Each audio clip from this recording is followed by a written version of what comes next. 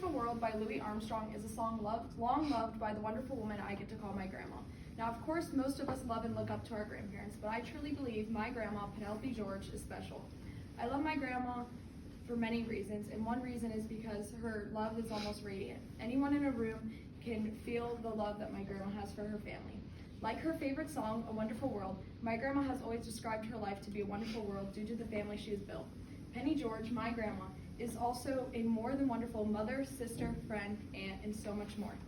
From taking my autistic brother back and forth to college, taking in her mother after she had suffered a stroke, always being there through a rough time, and even making her vegetarian granddaughter's tofurkey on Thanksgiving, there is nothing my grandma wouldn't do for the people she loves. Being the loving woman she has always been, she has always wanted to start a family. And while being a young mother in her 20s, my grandma had no shortage of accomplishments throughout her life.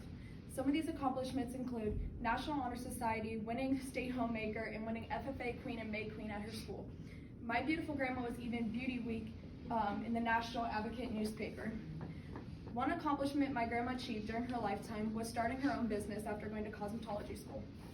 My grandma Penny was the owner of a little beauty shop she held in her home for around 25 years.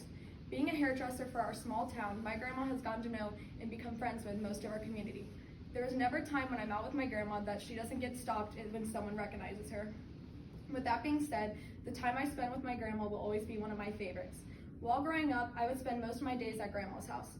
Marcy DeMay once said, "Grandma always made you feel like she had been waiting to see just you all day, and now the day was complete." My grandma has and always will bring the same feeling to me each time I see her.